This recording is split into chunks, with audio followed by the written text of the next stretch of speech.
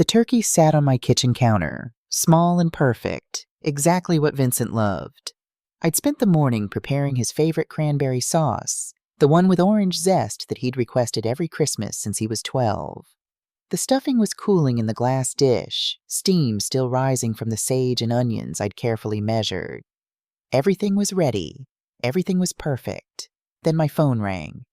"Mom!" Vincent's voice came through flat, rehearsed. Not the warm tone of my son calling his mother on Christmas Eve. This was the voice he used with telemarketers. "Vincent, sweetheart, I was just thinking about you. What time are you and Liesel coming tomorrow? I have everything ready. Mom, about tomorrow." He paused. In that silence, something cold settled into my chest. "We're not coming." My hand tightened on the phone. "What do you mean? It's Christmas." "Liesel." Another pause. He was choosing words carefully, like picking through a minefield. "Liesel doesn't feel comfortable. With you." The words hung in the air like ice crystals. I looked at the turkey, at the cranberry sauce in its crystal bowl, at the wrapped presents under my small tree. All for them. "She doesn't feel comfortable," I repeated slowly. "With me. It's better if we celebrate at her parents' house this year. Maybe next year will be different." Maybe next year? After 32 years of never missing Christmas with my son, after 3 decades of putting him first in everything, I'd become a maybe. "I understand," I heard myself say, though I didn't understand at all. "I hope you both have a wonderful Christmas." I hung up before he could hear my voice break.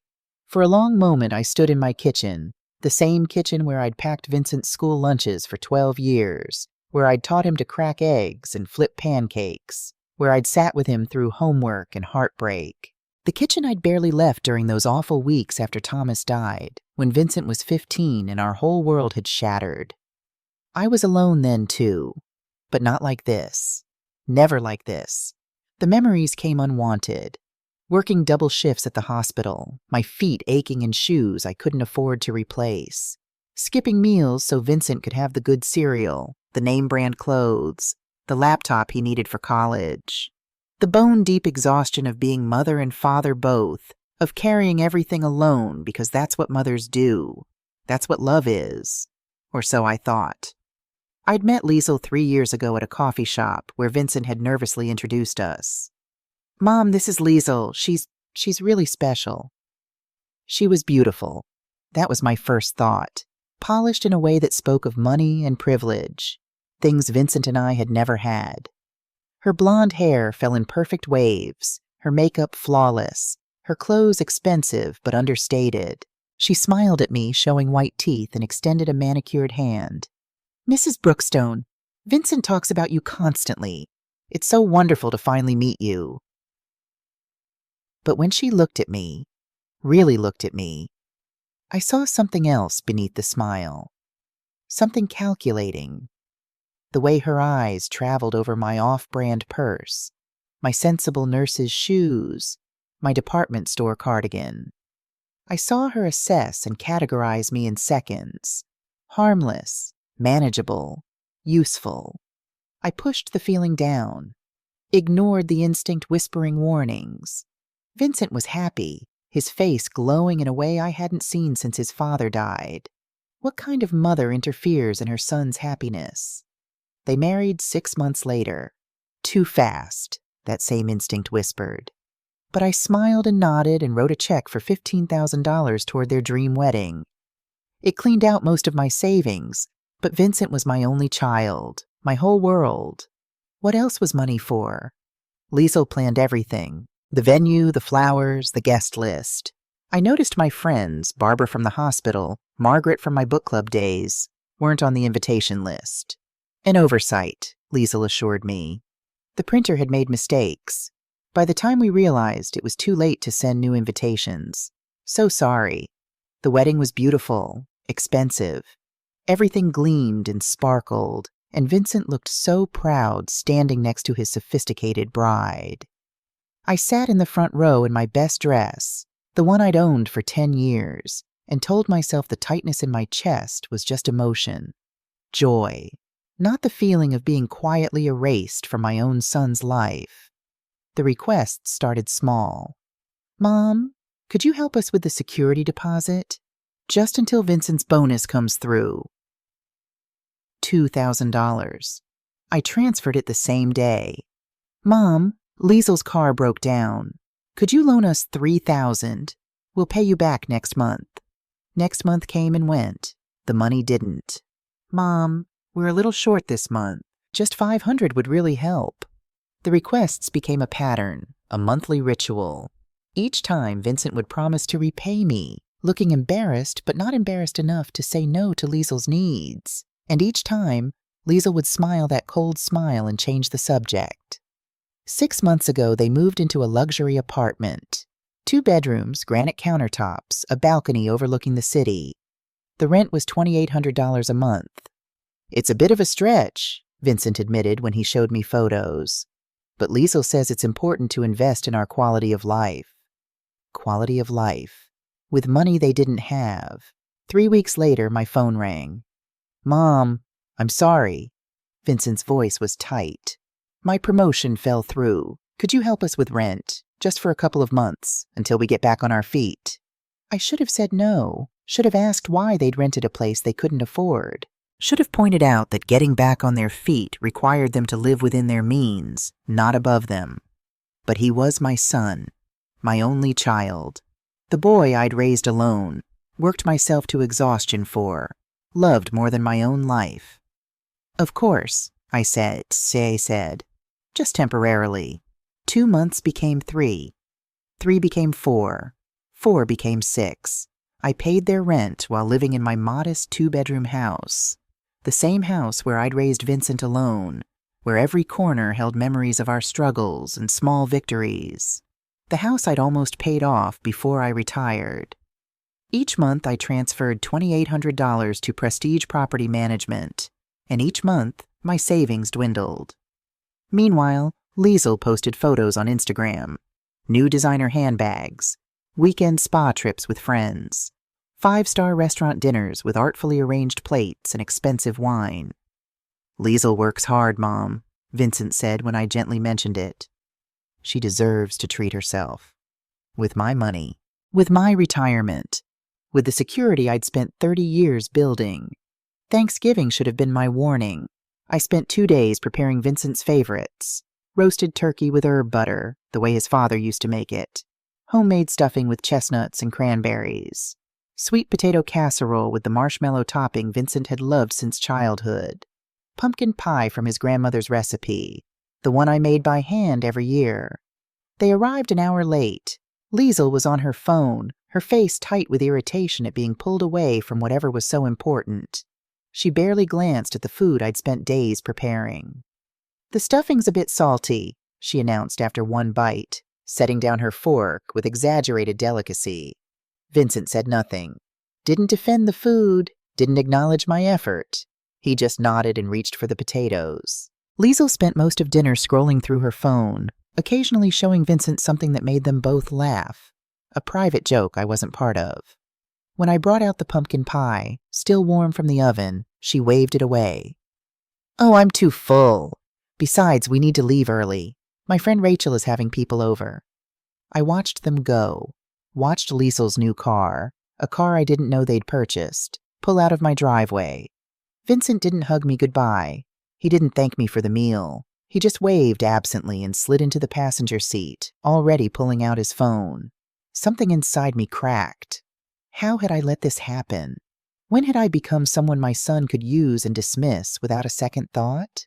When had my love become something taken for granted, exploited, treated as an endless resource with no thought to the cost? December arrived cold and bitter, matching the chill growing in my heart. I sent Vincent his usual Christmas gift, a check for $500. He responded with a text. "Thanks, Mom. Not a call, not a visit. A text, 2 words. Then Christmas Eve came, and with it, that phone call that changed everything. After I hung up, I stood in my kitchen for what felt like hours. The turkey stared back at me, accusatory. The cranberry sauce would go to waste. The presents would sit unopened. But slowly, very slowly, something else began to stir beneath the hurt. Something hard and cold and clear. I walked to my desk and pulled out my bank statements. For the first time, I really looked at them, really calculated what I'd given away. The numbers didn't lie. Christmas morning, I woke to silence. No excited voices, no sounds of wrapping paper tearing, no smell of coffee and cinnamon rolls baking. Just silence pressing against my eardrums like water, heavy and absolute. I lay in bed staring at the ceiling, and for the first time in 6 months, I did something I should have done long ago. I calculated. Rent for 6 months, $16,800. The wedding contribution, $15,000.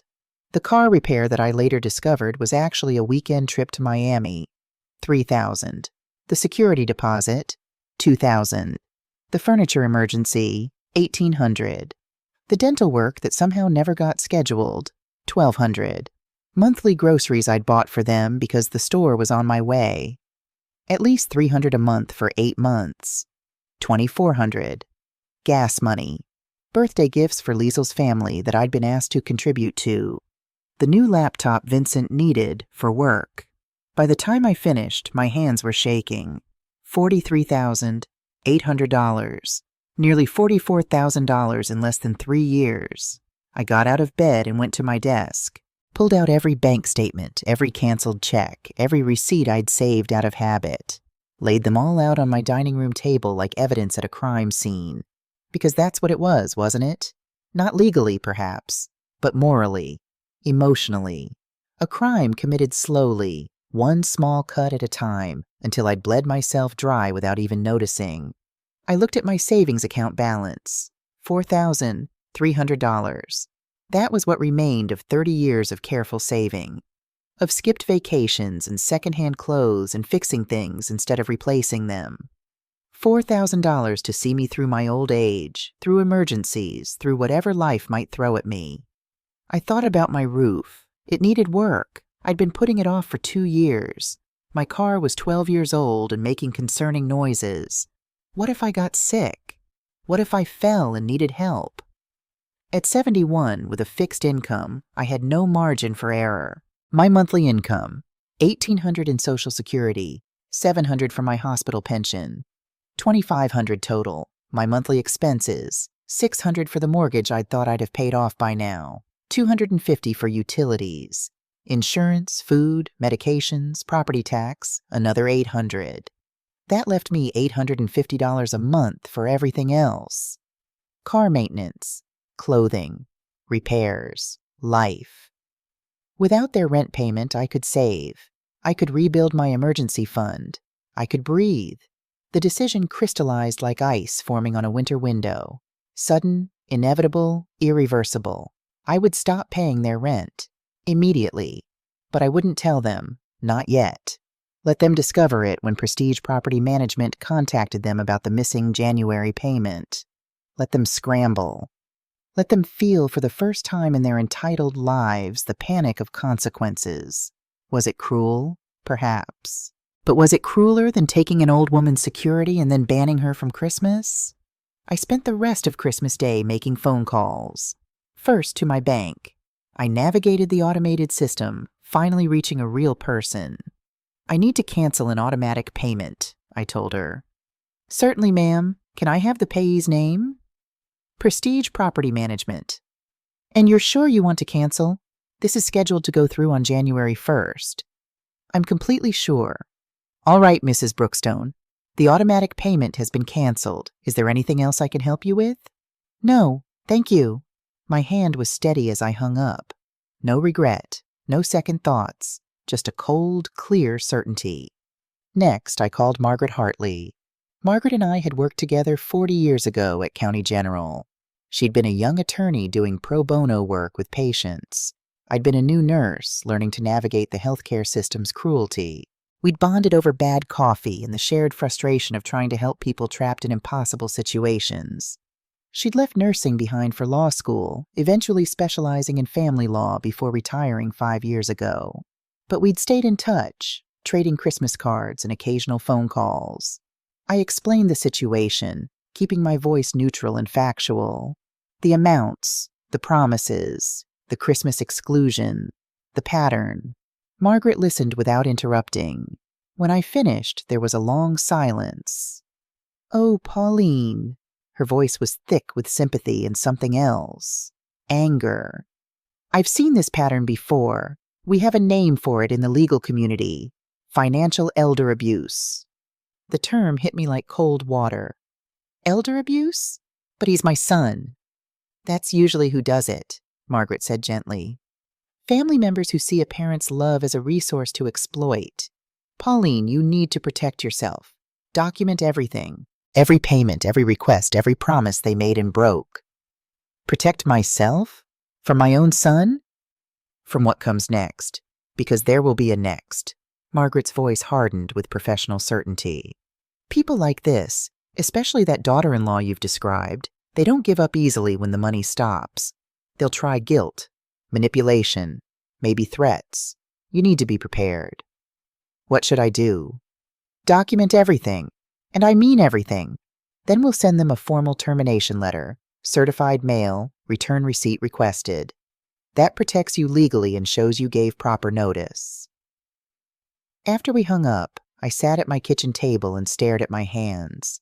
They were old hands now, veined and spotted with age, the hands that had held Vincent as a baby, that had worked so hard to give him everything. These hands had just cut off my only child. The next 3 days passed in a strange suspension. I unplugged my phone, turned off my computer, rested. The confrontation had drained me more than I'd expected, leaving me hollow and exhausted. Barbara came by on the second day, bringing soup she'd made. "You did the right thing," she said, setting the container on my counter. "But that doesn't make it easy." "No," I agreed. "It doesn't." On January 3rd, I turned my phone back on. 47 missed calls, 32 text messages. I scrolled through them, watching the progression. Vincent's messages went from confused to pleading to desperate. Liesel's alternated between sickeningly sweet manipulation and raw hostility. The final message was from Vincent, sent that morning. "Mom, can we please talk? Just you and me. No Liesel. Coffee tomorrow at Morrison's Cafe. 10 a.m. Please." I stared at that message for a long time. This was the first time Vincent had suggested meeting without Liesel. Was it genuine or just a new strategy? I texted back, "I'll be there." That evening, as I prepared for bed, my doorbell rang. 9 o'clock, late for visitors. I checked the peephole and saw a woman I didn't recognize. Well-dressed, professional, holding a clipboard like a shield. Something about her posture, the aggressive friendliness, the practiced smile, set off alarm bells. "Can I help you?" I called through the door. "Mrs. Brookstone, I'm Diana Fletcher from Prestige Property Management. I manage the apartment complex where your son resides. May I speak with you for a moment?" My blood went cold. They'd sent the landlord to pressure me. I opened the door, but kept the chain engaged. "What is this about? I understand there's been some confusion about the rental payments." Her smile was professionally sympathetic. "Your son indicated you might be willing to discuss a payment plan to help them catch up." "There's no confusion, Ms. Fletcher. I was helping them temporarily, and that help has ended. What they do about their rent is between you and them."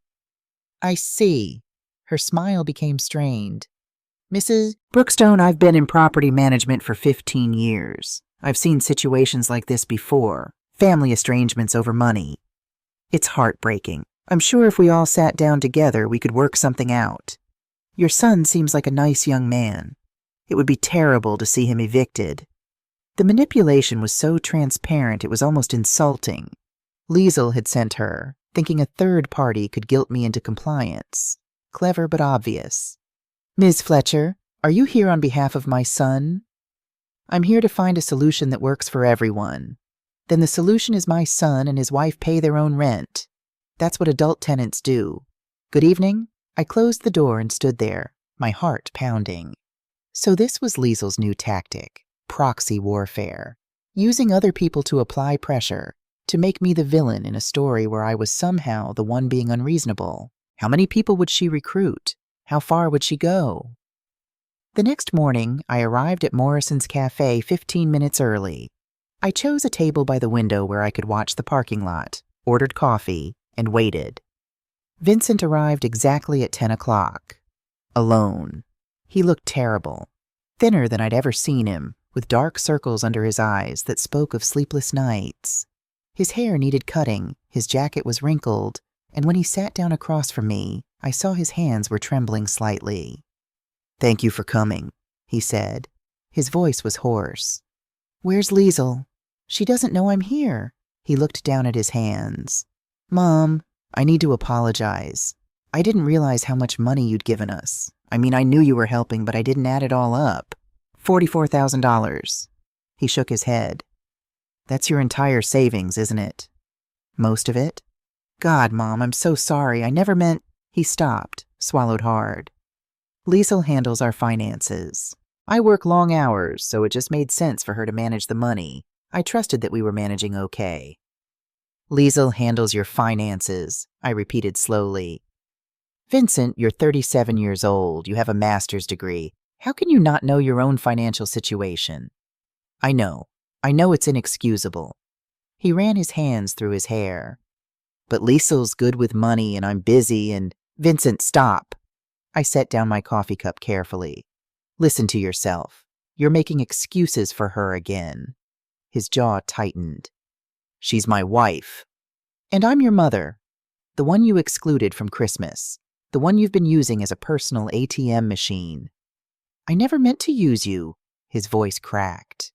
"Mom, you have to believe that. Whether you meant to or not, that's what happened. Intent doesn't change impact." We sat in silence for a long moment. The cafe buzzed around us, the hiss of the espresso machine, the murmur of other conversations, the clink of cups on saucers. Normal sounds of normal people living normal lives. "What if I paid you back?" Vincent said suddenly. $100 a month. It would take a while, but— "Vincent." I reached across the table and took his hand. $100 a month would take you 37 years to repay $44,000. You'd be 74 years old. The math seemed to hit him for the first time. His face crumpled. "I don't know what to do. Liesel says we should sue you. She says you made a verbal contract and you can't just back out." I pulled my hand back. "Let me be very clear. If you or Liesel pursue legal action against me, I will countersue for every penny I gave you, plus interest, plus legal fees. I have documentation of everything. Every payment, every request, every promise to repay that never materialized. Do you understand?" "You'd sue me? Your own son? You'd sue me? Your own mother?" The question hung between us, unanswered and unanswerable. Finally, he looked down at his coffee. "Liesel's really angry." "I don't care about Liesel's anger, Vincent. I care about you. But I will not be manipulated anymore." "So what happens now?" "Now you and Liesel find your own apartment. You learn to live within your means. You become financially independent adults. That's what happens." "And us? You and me?" I reached across the table again, touched his hand gently. "I love you, Vincent. I always will. But I won't be your ATM. If you want a relationship with me, it has to be based on love, not money. Can you understand that?" His eyes filled with tears. "I do understand. I don't know if Liesel will. That's something you need to figure out." He left shortly after, looking defeated but somehow lighter, as if a weight he hadn't known he was carrying had been lifted. I sat there finishing my coffee, feeling both sad and relieved. That afternoon I called Barbara. "I need help," I admitted. "I need to be around people who understand." "Come to book club Thursday," she said immediately. "We're all retired nurses. We've all dealt with family drama. You need support, Pauline. You can't fight this battle alone." Thursday evening, I sat in Barbara's living room with 6 other women, all around my age. When I shared my story, really shared it, holding nothing back, every single one of them nodded in recognition. My daughter did something similar, said Patricia, a tiny woman with white hair. Borrowed money for emergencies that turned out to be vacations. My son used my credit card without asking, another woman added. Racked up $8,000 in charges before I noticed. You're not alone, Barbara said, squeezing my hand. And you're not wrong. Setting boundaries isn't cruel. It's necessary. For the first time in weeks, the weight on my chest lifted slightly. I had allies. I had support. I wasn't crazy for feeling used and hurt. After the meeting, I drove home feeling almost hopeful. Maybe Vincent would come around. Maybe Liesl would accept the new reality. Maybe we could rebuild on healthier ground. That hope lasted exactly 12 hours. The next morning, I was going through old emails, looking for documentation Margaret had requested, when I found it. An email from 8 months ago, sent from Vincent's account, but written in Liesl's distinctive style. Overly formal with unnecessary punctuation. The subject line read, Our 5-year financial roadmap. My hand started shaking before I even opened it. The email was addressed to Vincent, clearly written by Liesl for his review. It detailed, in clinical precision, a 5-year plan for extracting money from me. Year 1-2, Pauline pays rent, $2,800 a month until we save for house down payment. Target savings, $30,000. Year 3, Pauline co-signs mortgage. Our credit needs improvement. This gives us access to better rates and higher loan amounts. Year 4, Pauline contributes $50,000 toward down payment. This is reasonable, given she has no other grandchildren to split inheritance with, and house becomes family asset. Year 5, Pauline helps with renovation costs. Estimate $20,000, $30,000. We frame this as investing in her future grandchildren's home. Total projected extraction, $168,000. Rent, plus $50,000. Down payment, plus $25,000. Renovations, equals $243,000. There was an Excel spreadsheet attached. I opened it with trembling fingers. It was all there. Monthly projections, my estimated income and assets, calculations of how much I could afford to give, strategies for each request, including suggested wording for Vincent to use. One cell was highlighted in yellow. Timing is crucial. Must maintain good relationship until house purchase complete. Avoid conflicts. VB should call weekly. Visit monthly minimum to preserve emotional leverage. VB, Vincent Brookstone. My son had been reduced to initials in a financial extraction plan. I read it 3 times, each time hoping I'd misunderstood. But the words didn't change. The numbers didn't lie. This wasn't a son asking his mother for help during hard times. This was premeditated exploitation. A calculated multi-year scheme to drain my savings and my home equity. And Vincent's name was on the email account. I forwarded it to Margaret with shaking fingers and a 2-word message. Call me. She called within the hour. Pauline, her voice was tight. This is evidence of intentional financial exploitation. This isn't just taking advantage. This is calculated fraud. They targeted you. The email is from Vincent's account, but the writing is Liesl's. Doesn't matter. It's his email. He either wrote it, approved it, or at minimum had access to it and didn't report it. Either way, he's complicit. The word hit me like a physical blow. Complicit. My son wasn't just weak or manipulated. He was part of this. He knew. He'd known from the beginning. What do I do? I whispered. You protect yourself, Margaret said firmly. And you prepare for them to fight back, because they will. But Pauline, check your credit report. Today. If they were willing to plan this out so carefully, they might have tried other things too. I pulled up my credit report with a growing sense of dread. It took 20 minutes to navigate the website, answer the security questions, get access. And there it was. A hard inquiry from 6 weeks ago. An application for a credit card in my name. Amount requested, $15,000. Status, denied. Application address, Vincent and Liesl's apartment. Application date, November 19th, a week before Thanksgiving. They'd tried to open a credit card in my name, used my information, my social security number, my date of birth, applied for $15,000 without my knowledge or consent, and it had been denied, probably because my credit was frozen, a precaution I'd taken years ago after a data breach at the hospital. If it hadn't been frozen, they would have succeeded, would have racked up debt in my name, would have destroyed my credit along with my savings. I called Margaret back. "Identity theft," she said flatly when I told her. "That's a felony, Pauline. You need to file a police report." "I can't. He's my son." "Then at minimum, file a report with the credit bureaus. Document it. Because if this goes to court, and I think it will, you need every piece of evidence showing their pattern of behavior." That night, I barely slept. Every time I closed my eyes, I saw that spreadsheet, those cold, calculated numbers. My life reduced to a column of projected withdrawals. Target extraction, $243,000. $243,000. More than I'd earned in 5 years as a nurse. More than my house was worth. Everything I had. Everything I'd worked for.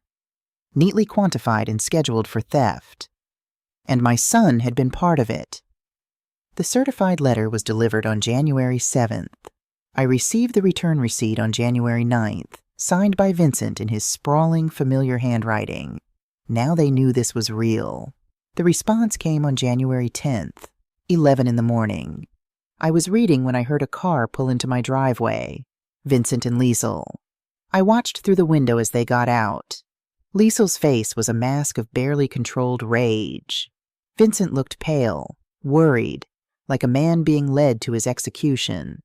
I didn't open the door immediately. Let them knock. Let them wait. Let them feel what it's like to stand on someone else's doorstep, hoping for mercy. When I finally opened it, I kept the chain lock engaged. "We need to talk," Vincent said. "We can talk through the door." "Mom, come on, don't be ridiculous." Liesl's voice was saccharine sweet, but her eyes were ice. "Let us in, Pauline. We're family." "Say what you need to say from there." Liesl's mask slipped. "You're really going to do this? Cut off your own son? What kind of mother are you?" I looked at her calmly.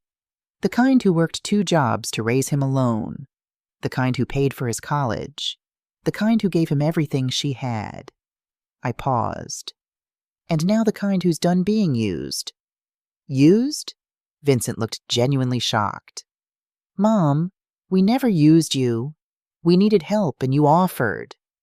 "I offered to help temporarily. 6 months ago, you said just a couple of months. I have the text messages, Vincent. I have everything documented."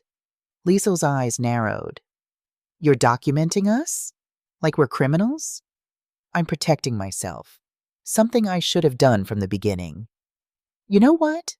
Liesl stepped closer, her voice dropping to something ugly. "You're a bitter old woman who can't stand that your son has a wife now. You're jealous.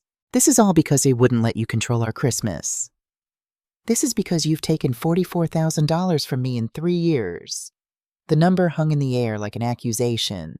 Vincent's face went white. It wasn't that much. I have every receipt, every bank statement. Would you like me to show you the spreadsheet?" Liesl grabbed Vincent's arm. "We don't have to listen to this. Vincent, let's go. She's clearly not going to help us." "But Mom," Vincent was staring at me. "44,000? "Yes, $44,350 to be exact. We'll pay you back," he said quickly. "We will, I promise. Just give us time. Keep helping with rent for 6 more months and we'll—" "No!" Liesl exploded. "You selfish, we're going to lose our apartment. Where are we supposed to go?" "That's not my problem, Liesl." "Not your problem. He's your son. What kind of mother throws her son out on the street?" "I'm not throwing anyone anywhere. You have an apartment. You have a lease. You simply need to pay for it yourselves." "We can't!" Liesl shrieked. "We have bills. We have expenses. Vincent's salary isn't enough." "Then get a job, Liesl, or move somewhere cheaper. Those are your options." "You're going to regret this." Liesl's voice turned venomous. "When you're old and sick and dying alone, you're going to remember this moment. When you need us and we're not there, you'll understand what you threw away. Are you threatening me? I'm telling you the truth. You think you're so righteous, so moral, but you're just a lonely old woman who's going to die alone because you were too stubborn to help your own family." The words should have hurt. A month ago, they would have devastated me, but now, standing in my doorway with the chain lock between us, I just felt tired. "Are we done here?" I asked. Vincent tried one more time. "Mom, please, I'm begging you. Just 3 more months. Give us 3 months to save up and find a new place." "I gave you 30 days' notice. That's more than generous." "We can't find a place and save a deposit in 30 days. "Then you should have thought of that before you spent your money on designer handbags and expensive dinners." Lisa lunged forward, and for a moment I thought she might actually try to hit me through the door. "You've been spying on us?" "No, I have eyes and a Facebook account." "You're insane." Lisa spun toward Vincent. "Your mother is insane. We need to do something. She can't just abandon us like this." "I can and I am. Goodbye, Vincent." "Goodbye, Liesel." I closed the door, heard Liesel screaming on the other side, heard Vincent trying to calm her, heard threats, vague legal action, complaints to family I didn't have, promises that I'd regret this. I heard it all through my closed door, standing there shaking but resolute, until finally their car pulled away. When the sound of the engine faded, I collapsed into my chair. My entire body was trembling. I had done it. I had actually stood up to them. But the confrontation had left me drained, frightened, wondering if I'd just destroyed my relationship with my son forever, or if maybe, just maybe, I'd finally given him a chance to become the man I'd raised him to be. For the next 3 days, I unplugged my phone, turned off my computer, rested. I needed to recover from the adrenaline, the fear, the emotional exhaustion of holding my ground against the 2 people who knew exactly which buttons to push. Margaret checked on me daily, bringing soup, reminding me I'd done the right thing. But had I? That question haunted me through those quiet days of recovery. On January 14th, I turned my phone back on. 47 missed calls, 32 text messages. I scrolled through them slowly, watching the progression. Vincent's messages moved from apologetic to pleading to desperate. Liesel's alternated between sweet manipulation, "We miss you so much, thinking of you always," and raw hostility.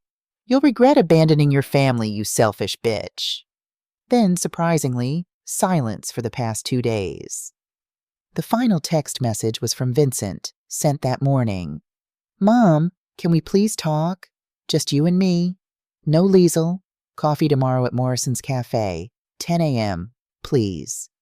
I stared at that message for a long time. This was the second time Vincent had suggested meeting without Liesel. The first meeting had been somewhat productive. He'd seemed genuinely shocked by the $44,000 figure. But was this genuine? Or had they simply regrouped and developed a new strategy? I texted back, "I'll be there." But something told me this meeting would be different. That evening, as I prepared for the coffee meeting, my phone rang. "Margaret, before you meet with him tomorrow," she said, "I need to show you something. Can you come by my office? It's important." 20 minutes later, I sat in Margaret's home office, a converted sunroom with law books lining the walls and a massive oak desk that had belonged to her father.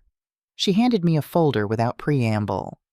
"My investigator contact found these. They're from Liesel's private Facebook messages, obtained legally through a mutual friend who grew concerned about what she was seeing." I opened the folder. Inside were printed screenshots, each one time-stamped and notarized. The first message was dated January 8th, the day after they'd received my certified letter. Liesel to Melissa Carver.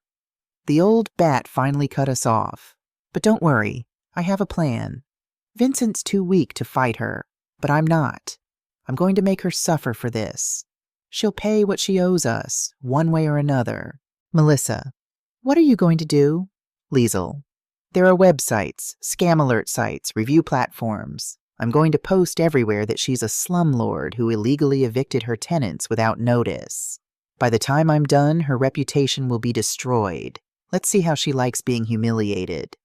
My hands started shaking. I turned to the next page. Liesl to Melissa, January 9th. I've been researching. I can file a complaint with Adult Protective Services claiming she's mentally incompetent. If they investigate and assign a guardian, guess who volunteers? Me. Then I control her finances and Vincent gets his inheritance early. It's perfect. Melissa. That sounds kind of extreme. Liesl. She started this. Besides, she's 71. How long does she really need that money for? I felt bile rise in my throat. I turned to the next page, my vision blurring. Liesl to Melissa, January 12th, 2 days ago. Talked to a lawyer today. He said because she paid our rent for 6 months, she might legally be considered our landlord. If that's true, she violated tenant rights by not giving proper eviction notice. We could sue for wrongful eviction and get a judgment.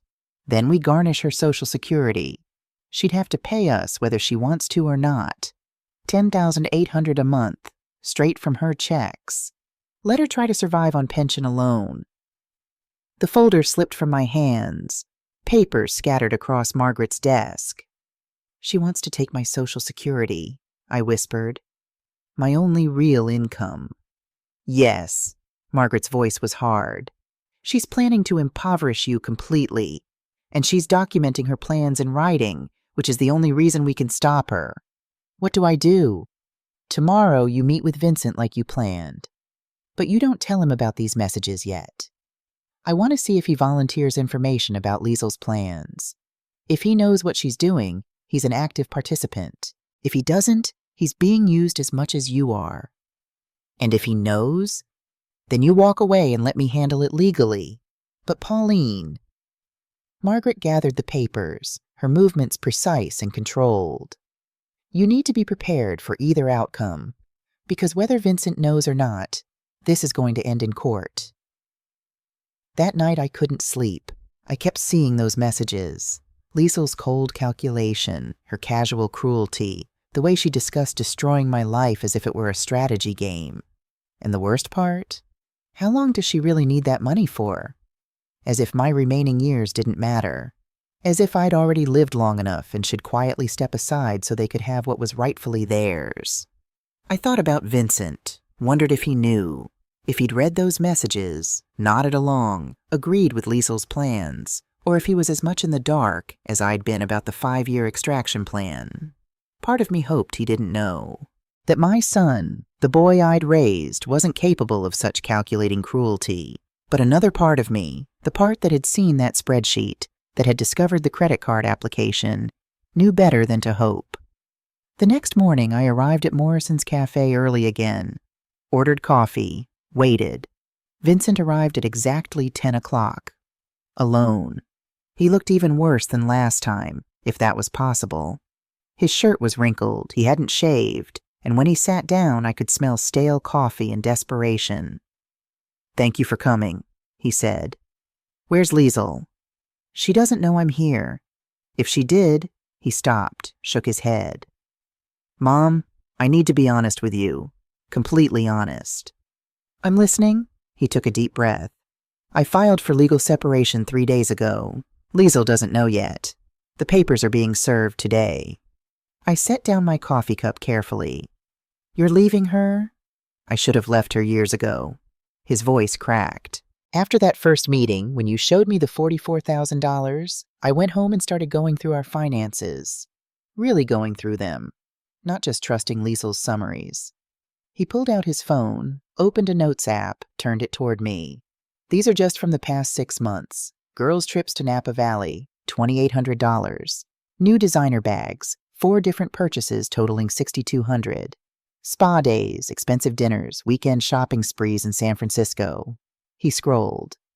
"She spent almost $19,000 in 6 months on herself, while telling me we couldn't afford rent. Vincent, I found the email too, the 5-year plan." He looked up at me, his eyes red. "I swear to God, Mom, I never saw it before. It was in a draft folder, not sent items. But it was my account, my responsibility. I should have been paying attention." "Did you know about the credit card application?" His face went white. "What credit card?" I told him. Watch the horror dawn in his eyes. She used your information? He put his head in his hands. Oh my God. Mom, I didn't know. I swear I didn't know.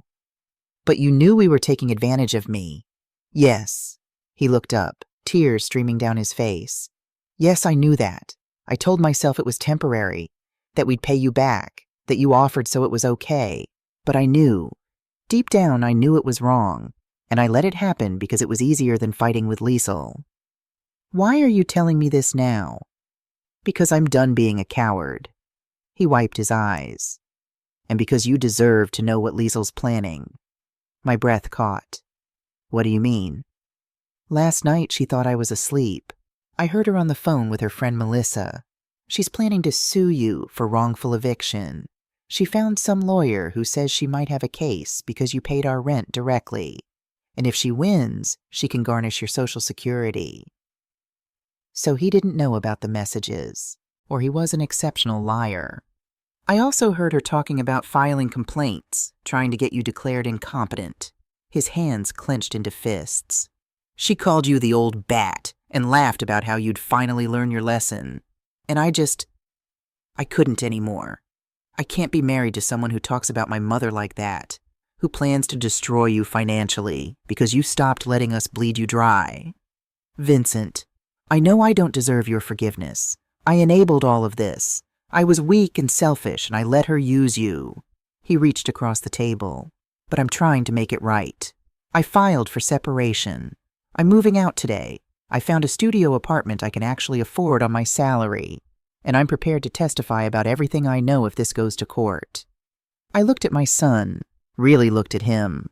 I saw the boy who'd cried when his father died, who'd worked 2 jobs to help with expenses, even though I'd told him to focus on school.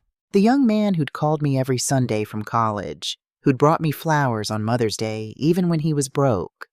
But I also saw the man who'd stood by while his wife insulted me, who'd taken $44,000 without question, who'd looked the other way while I sacrificed everything. I want to believe you, I said quietly. I know I have to earn that. He pulled his hand back. I'm not asking you to trust me again right away. I'm just asking for a chance to prove I'm not the person I've been for the past 3 years. What about Liesel? What happens when she realizes you've left? I don't know. He laughed bitterly. Probably exactly what she's been threatening to do to you. But Mom, I can't control her. I can only control myself. And I choose to stand with you, even if it's 3 years too late. We sat in silence for a moment. Around us, the cafe hummed with normal life. People ordered lattes, typed on laptops, met friends for coffee. None of them knew that in this corner booth, a relationship was being tentatively, painfully reconstructed. I'm meeting with Margaret tomorrow, I said finally. She's handling the legal aspects of this situation. If Liesel follows through with her threats, there will be consequences. Good. Vincent's jaw set. She should face consequences. We both should. Vincent, I need you to understand something. I leaned forward. Even if we rebuild our relationship, it can never go back to what it was. I will never again be someone you can rely on financially. I will never again ignore warning signs or make excuses. If you want me in your life, it has to be as your mother, not your bank account. I understand. And Mom? He met my eyes. That's what I want too. I don't want a relationship built on money. I want my mom back. After he left, I sat there for a long time, my coffee growing cold. I wanted to believe him. God, I wanted to believe him so badly. But trust, once broken, doesn't heal overnight. It grows back slowly, like bone after a fracture. Painful, fragile, never quite the same as it was before. 3 days later, Margaret called an emergency meeting. Not at her office, at a proper mediation facility downtown, in a conference room with gray walls and uncomfortable chairs designed to make people want to leave quickly. Vincent and Liesel have agreed to attend, Margaret told me on the phone. I told them it was a settlement conference, a chance to resolve things without court. They think they're coming to negotiate. But they're not? No, they're coming to see the evidence, all of it, and then we're giving them one chance to walk away quietly. And if they don't, Then we file criminal charges for the identity theft, civil charges for the attempted fraud, and I personally make sure every judge in this county knows what Liesl Brookstone tried to do to a 71-year-old woman. I'd never heard Margaret sound so angry. The meeting was scheduled for 2 o'clock on February 15th. I arrived 15 minutes early with Margaret. We arranged documents on the conference table like artillery pieces, bank statements, the 5-year plan email, the credit card application, and the nuclear option, the Facebook messages. At 2 o'clock exactly, Vincent and Liesl arrived. Vincent looked nervous, dressed in a suit that hung loose on his frame. He wouldn't meet my eyes. Liesl looked triumphant. She'd dressed for victory in a designer suit I'd probably helped pay for, her hair and makeup perfect. She walked into that conference room like she owned it. "Pauline," she smiled. "I'm so glad we could finally sit down and talk reasonably about—" "Sit down." Margaret's voice cut through the pleasantries like a knife. "Both of you." Something in her tone made them obey immediately. Margaret slid a folder across to each of them. "Open them." I watched Liesl's face as she began reading, watched the color drain from her cheeks, watched her eyes go from confident to confused to terrified in the space of 30 seconds. Vincent was reading too, his hands beginning to shake as he turned pages. "Where did you get these?" Liesl whispered. "That's not relevant," Margaret said coldly. "What's relevant is that these messages constitute evidence of conspiracy to commit fraud, defamation, attempted exploitation of an elderly person, and plans to file false reports with government agencies. These are private messages. You can't. They were obtained legally through a concerned third party. Yes, Mrs. Brookstone, we absolutely can use them, especially the parts where you discuss garnishing Pauline's Social Security to make her suffer and leave her barely surviving." Liesl's eyes darted to Vincent. Did you give them these?" "No." Vincent's voice was barely audible. "I didn't even know about half of this." He looked up at Liesl, and I saw something break in his eyes. "You were going to take her Social Security? Liesl, that's her survival money. She deserves it after what she did to us." "What she did?" Vincent's voice rose. "What she did was stop being our personal ATM after we took $44,000 from her." Margaret opened another folder. "Since we're all being honest, let's discuss the 5-year extraction plan, shall we?" She slid a printout of the email across the table. $243,000. That was your target. You didn't just want Pauline to help temporarily. You planned to systematically drain her of everything she had. It was just an idea," Liesl stammered. "We never actually—" "You implemented every phase." I spoke for the first time, my voice steady. "The rent payments, the requests that became demands, the groundwork for asking me to co-sign a mortgage. The only reason you didn't get to the $50,000 down payment request was because I stopped you." Margaret pulled out another document. "And then there's this, a draft email from Vincent's account, dated 2 weeks from the original confrontation. Subject line, house opportunity. Would you like me to read it aloud?" Vincent grabbed the paper.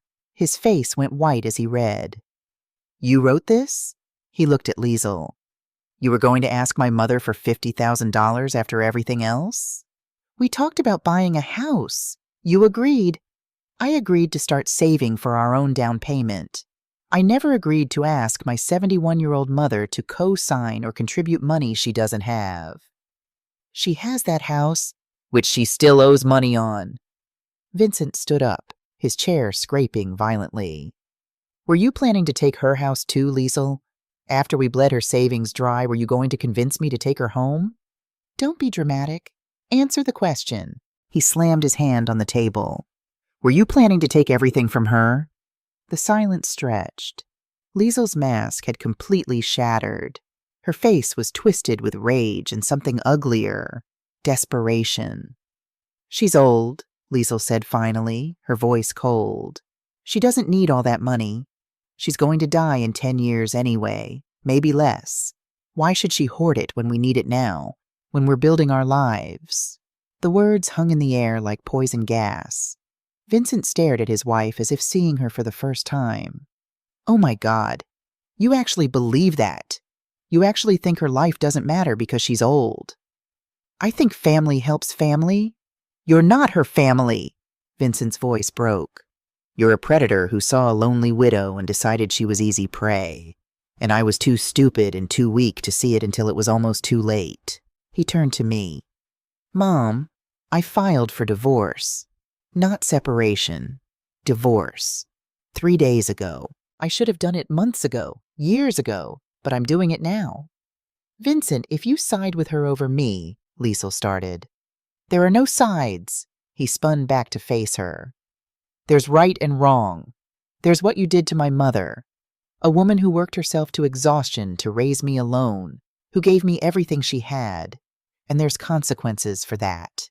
Margaret spoke again, her voice cutting through the emotion. "Mrs. Brookstone, you have 2 options.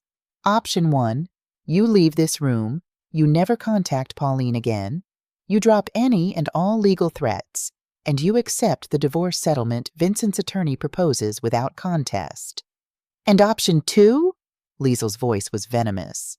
Option 2, we file criminal charges for identity theft based on the credit card application. We file civil charges for attempted fraud and elder abuse. We present all of this evidence to a judge, and you spend the next several years in legal hell, possibly including jail time." Margaret leaned forward. "And Mrs. Brookstone, I promise you, I will make sure every newspaper in this city knows the story of how you tried to financially destroy your 71-year-old mother-in-law." Liesel's hands were shaking. "You can't prove I filled out that credit card application." "Your fingerprints are on the papers," Margaret said calmly. It was a bluff. I could tell from the slight change in her posture, but Liesel couldn't. "Vincent's attorney obtained them during discovery. Would you like to bet your freedom on the forensics?" For the first time, Liesel looked genuinely afraid. "I need to talk to a lawyer," she said. "You have 24 hours to accept option 1. After that, option 2 becomes automatic." Margaret gathered her papers. "This meeting is over." Liesel stood up, grabbed her purse, and stormed toward the door. She stopped when she realized Vincent wasn't following. "Are you coming?" she demanded. "No." Vincent's voice was quiet but firm. "I'm staying to apologize to my mother. You can see yourself out." For a moment, Liesel looked like she might say something. Then her face hardened into pure hatred, directed at me. "You'll regret this," she hissed. "All of you." She slammed out of the conference room. The 3 of us sat in silence for a moment. Then Vincent put his head in his hands and started to cry, deep, wrenching sobs that shook his whole body. "I'm so sorry," he choked out. "Mom, I'm so sorry. For all of it. For being blind, for being weak, for letting her, for helping her, hurt you like this." I got up slowly and walked around the table, put my hand on his shoulder. "Vincent, look at me." He raised his head, tears streaming down his face. "You made mistakes, terrible mistakes, but you're here now. You're standing up now. That counts for something. Does it count enough?" His voice was small, childlike. "Can you ever forgive me?" "I don't know yet," I said honestly. "But I'm willing to try. If you're willing to do the work, real work, therapy, taking responsibility, then maybe we can build something new. Not what we had before. Something different. Something healthier." "I'll do anything." "Then start by taking care of yourself. Get your own apartment. Manage your own finances. Learn to stand on your own feet. Show me through actions, not words." He nodded, wiping his eyes. "I will. I promise." After he left, Margaret and I sat alone in the conference room. "Do you think she'll take option 1? I asked. "Honestly? No. She's too arrogant. She'll think she can win."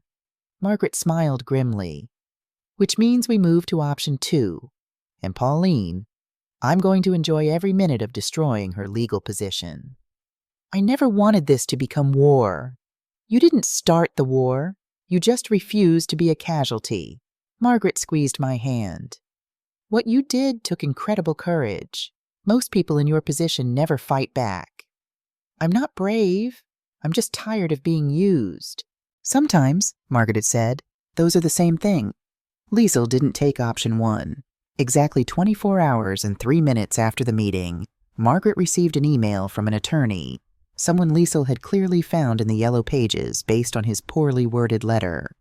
The email rejected option 1 and threatened to pursue all available legal remedies for the wrongful actions committed against Mrs. Brookstone. "She's actually going to court," Margaret said when she called to tell me.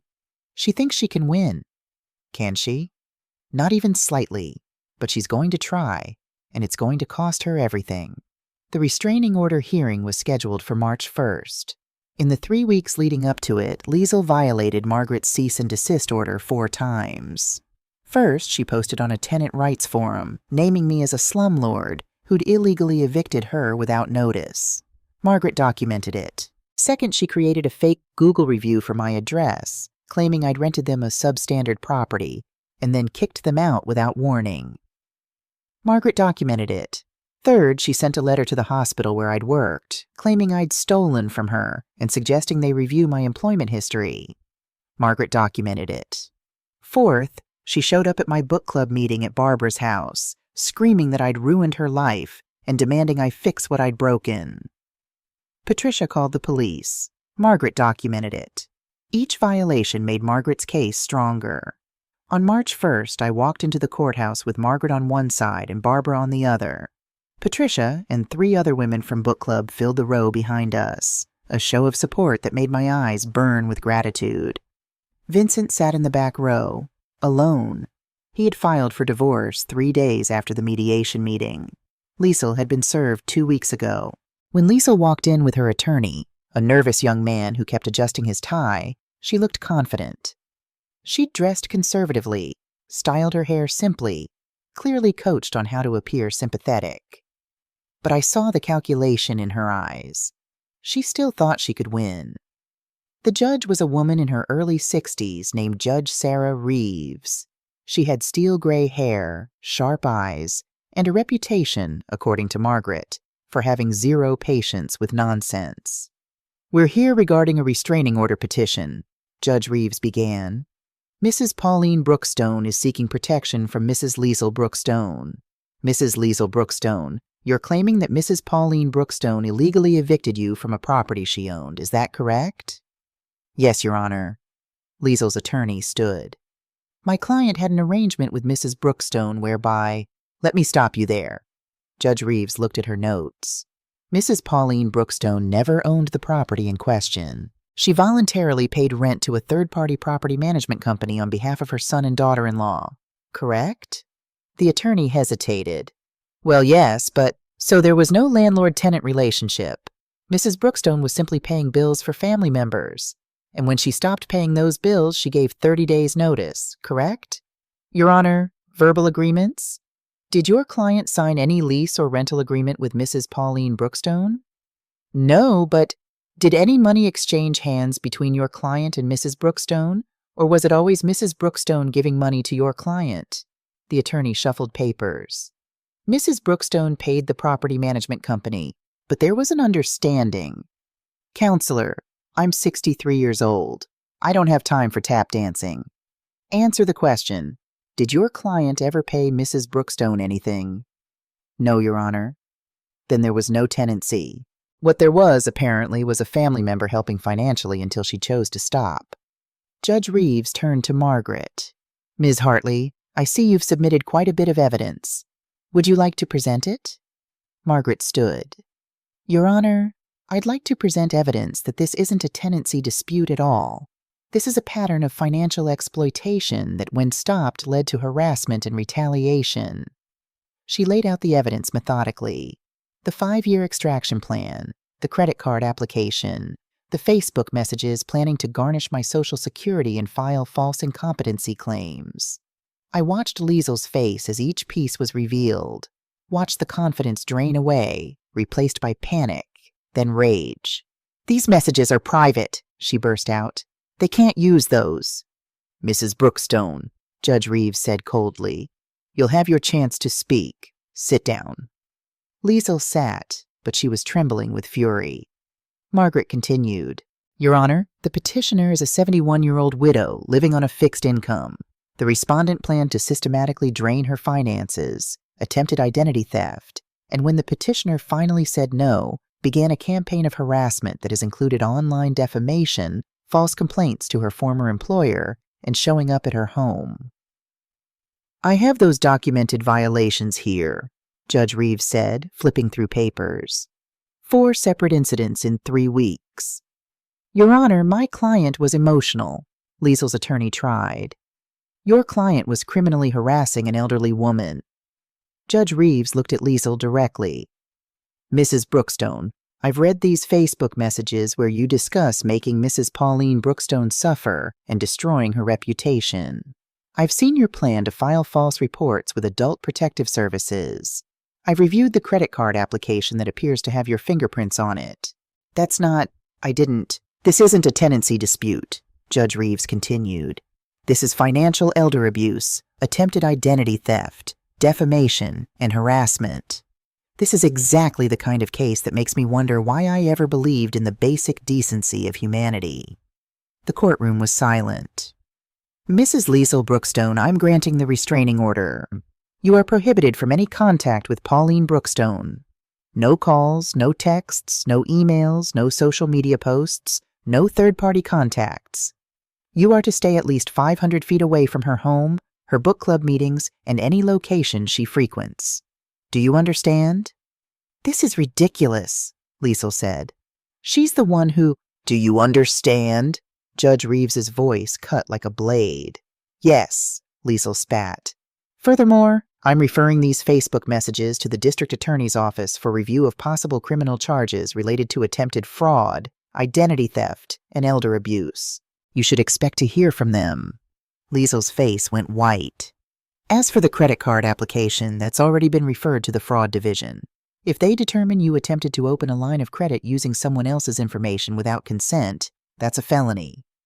"Your Honor," Liesel's attorney stood, but Judge Reeves waved him down. "I've seen enough. Court is adjourned." As the judge left, Liesel turned to look at me. Her face was a mask of pure hatred. "This isn't over," she said, loud enough for everyone to hear. "You haven't won." "Actually," Margaret said calmly, "we have. And if you violate that restraining order, you'll find out exactly how much worse things can get." Liesel stormed out, her attorney scurrying behind her. Vincent approached slowly. "Mom, I'm so sorry you had to go through that." "It's not your fault, not anymore. I'm testifying for the DA if they press charges. I want you to know that. Whatever they need from me, they'll get." I looked at my son, thinner, older looking, but standing straighter than I'd seen him stand in years. "Thank you, Vincent. I got my own apartment, a studio. It's small, but it's mine. I'm paying for it myself." He smiled weakly. "Turns out when you don't have someone spending $19,000 on designer bags, you can actually afford rent." "I'm proud of you." His eyes filled with tears. "I don't deserve that yet, but I'm going to, I promise." After he left, Barbara hugged me tight. "You did it. It's really over." "Not quite yet," Margaret said. "The DA still needs to decide about charges. But Pauline, the hard part is done. You stood up, you fought back, and you won." 6 months later, I stood in my kitchen, freshly painted a cheerful yellow I'd chosen myself, preparing dinner for 8. Barbara was bringing salad. Patricia was bringing wine. The other women from book club were bringing dessert. And Vincent was bringing the truth, who he was becoming, not who he'd been. We'd established new rules, weekly dinners, but he had to text first and I had to confirm. No money discussions ever. If he needed financial advice, he consulted his therapist or financial advisor. Yes, he had both now, not me. It had been slow rebuilding trust. Some weeks were good. Others I caught myself waiting for him to ask for something, and the old anxiety would return. But he never asked. He showed up with flowers or wine or just himself, and we talked about books, his therapy, my volunteer work at the hospital. He'd lost weight he needed to lose, gotten color back in his face. His eyes were clearer. He'd gotten a promotion, on merit this time, not the phantom promotion Liesel had invented excuses about. The divorce had been finalized 3 months ago. Liesel had tried to fight it, of course, but Vincent's attorney had presented the evidence of her financial exploitation. She'd walked away with nothing. The district attorney had filed charges, financial exploitation of an elderly person, attempted identity theft, making false statements. Liesel took a plea deal to avoid trial, 3 years probation, community service, and restitution, $25 a month, the same amount she'd mockingly offered me. It would take her 146 years to repay $44,000. She'd moved back to Ohio to live with her parents. I'd heard through Vincent that she was working retail, barely surviving, her designer lifestyle gone. Her social media was private now, except for a bitter blog she'd started that had exactly 12 followers. I should have felt satisfaction, maybe even vindication. Instead, I just felt free. My doorbell rang. I opened it to find Vincent holding a small orchid plant. "For your new kitchen," he said. I remembered you used to love orchids. I had loved orchids. Before money got tight and I'd convinced myself I couldn't afford small luxuries. "It's beautiful. Thank you." "The card's attached," he said a bit awkwardly. After he went to help set the table, I opened the small envelope. "Mom, thank you for not giving up on me, for showing me what real love looks like. Not enabling, not endless giving, but boundaries and consequences and the space to become better. I'm not the man I should have been 3 years ago, but I'm working on becoming him now. Love, Vincent." I tucked the card into my pocket as the others arrived. Soon my kitchen, my cheerful yellow paid-for kitchen, was full of laughter and conversation and the warmth of real friendship. Barbara raised her glass. "To Pauline, who taught us all that it's never too late to stand up for yourself." "To boundaries," Patricia added. "To second chances," Vincent said quietly, looking at me. I raised my own glass. "To knowing your worth." Later that evening, after everyone had left and Vincent had helped me clean up, we sat on my porch in the cooling evening air. "Can I ask you something?" Vincent said. "When did you know? When did you realize what Liesel was doing?" I thought about it. "Thanksgiving, I think, when she complained about the stuffing and left early for her friend's party. Something just cracked. I saw clearly for the first time how much I'd been giving and how little I was receiving in return. I should have seen it sooner. We both should have." I looked at him. "But Vincent, I need you to understand something. I didn't do this to punish you. I did it to save myself, and maybe to save you too." "Save me from what?" "From becoming the kind of man who stands by while his wife plots to impoverish his own mother. From a life of dependency and entitlement. From never learning that love isn't about what you can take. It's about what you can give freely, without expectation." He was quiet for a long moment. "Did I ever thank you? Really thank you, not just for the money, but for everything? For raising me alone, for working those double shifts, for giving up so much? Not in words, but I didn't need words then. I needed you to be happy, successful, safe. And now? Now I need you to be independent, self-sufficient, someone I can be proud of not because you're my son, but because of who you are as a person." "I'm working on it," he said. "It's harder than I thought standing on my own. But it feels better, more real." After he left, I sat alone on my porch and looked at the stars. My phone buzzed with a message from Margaret. DA called. Liesel violated probation. Tried to open another credit card in her mother's name. They're revoking the plea deal. She'll likely serve time. I should have felt something. Anger, satisfaction, pity. Instead, I just felt tired. I'd spent so much of my life afraid. Afraid of being alone, of not being needed. Of my son not loving me if I said no. But standing up hadn't destroyed our relationship. It had saved it. And more importantly, it had saved me. I thought about the woman I'd been on Christmas Eve, standing in her kitchen with a turkey no one would eat, her heart breaking as her son uninvited her from the holiday. That woman had been so afraid of losing love that she'd accepted crumbs and called it a feast.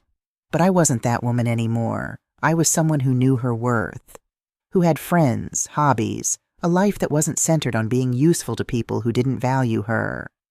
My savings were rebuilding, slowly but steadily. My house was mine, cheerful, and bright. My days were full of book clubs, volunteer work, coffee with Barbara, dinners with people who genuinely cared about me. Most importantly, I had my son back. Not the entitled man-child who'd taken me for granted, but someone working hard to become worthy of the sacrifices I'd made. It wasn't perfect. Some days were hard. Sometimes I still caught myself wanting to offer money when Vincent mentioned a problem, still had to bite my tongue and remind myself that helping wasn't always helpful. But it was real. It was honest. It was built on mutual respect instead of exploitation. And it was mine. I looked at my reflection in the darkened window, a 71-year-old woman with gray hair and laugh lines, with age spots and wrinkles, and all the marks of a life fully lived. I smiled at her. "You did good," I told her. "You did really good." Inside, my phone buzzed again. Vincent. "Home safe. Thank you for dinner. See you next week?" I typed back. "Yes. Bring the salad." Simple, boundary clear. Perfect. I went inside, locked the door, and went to bed in my yellow bedroom, in my paid-for house, surrounded by my hard-won peace. And I slept better than I had in 3 years.